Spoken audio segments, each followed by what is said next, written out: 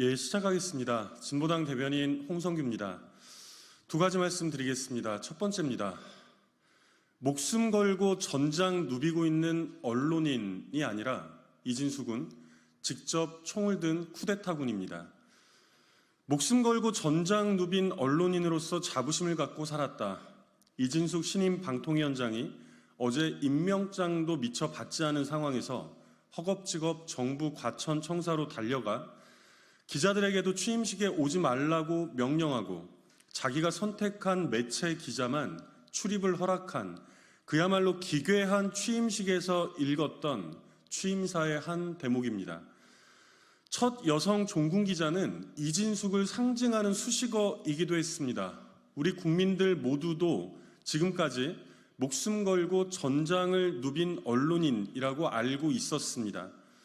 그러나 어제 하루 동안 있었던 일을 돌아보면 이진숙 위원장은 언론인이 아니라 직접 기관총을 든 군인으로 전장을 누볐던 것이 아닌가 의심할 수밖에 없습니다. 그리고 지금도 MBC 등 공영방송 장악, 언론 탄압의 선봉장으로 나서서 우리 소중한 민주주의를 파괴하는데 무차별 총기 난사를 자행하고 있습니다.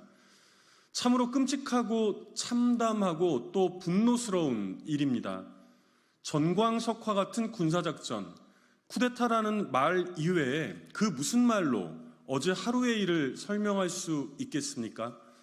그의 입에서 나온 사회적 공기인 공영방송이라는 말조차 차마 참고 들어줄 수 없을 정도로 역겹습니다. 지금 그 사회적 공기를 무차별 총기 난사로 산산이 파괴하고 있는 것은 바로 본인 아닙니까? 그 모든 법과 제도, 상식을 짓밟으며 지금 자행되는 언론 장악 쿠데타의 전 과정은 당연히 모두 원천무효입니다.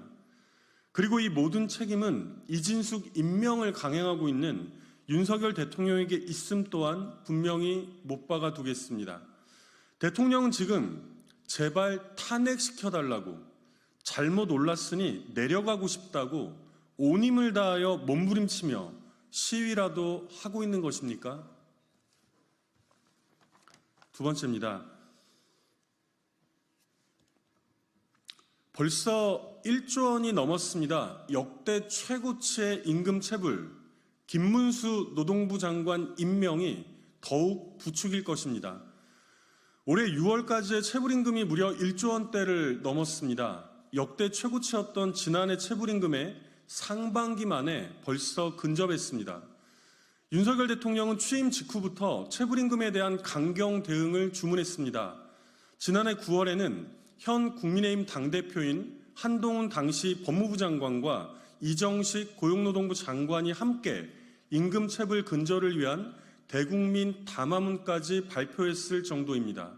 그런데도 체불임금은 지금 이 순간에도 가파르게 증가하고 있습니다. 대통령과 한동훈 대표, 고용노동부에서는 무척 의아할 법도 합니다. 강경 대응을 천명하고 근절 대책을 내놓는데도 도대체 왜 이럴까? 그 답을 알려드리겠습니다. 바로 정부 여당의 극심한 그리고 노골적인 반노동 정책 때문입니다. 입으로는 민생이 최우선이다. 체불임금은 반사회적 중대 범죄라고 아무리 떠들어대더라도 실제로는 집요하고 강력하게 반노동 정책으로 일관하고 있는데 체불임금 사태가 진정될 턱이 있겠습니까? 극우 반노동주의자 김문수의 노동부 장관 임명이 대표적입니다. 심지어 얼마 전에는 지난 5년간 임금 체불 신고 건수가 무려 245건에 달했던 처가의 기업에 모범 납세자 표창을 주도했던 강민수를 국세청장 후보자로 지명하지 않았습니까? 임금 체불은 임금 절도입니다. 정부 여당이 앞다퉈 얘기하는 민생을 위협하는 가장 큰 흉기이기도 합니다. 정부 여당의 반노동정책 국정 기조를 전환하지 않고서 천문학적 체불임금 사태는 절대로 해결되지 않을 것입니다. 당장 김문수 고용노동부 장관의 후보 지명부터 즉각 철회하십시오. 이상입니다.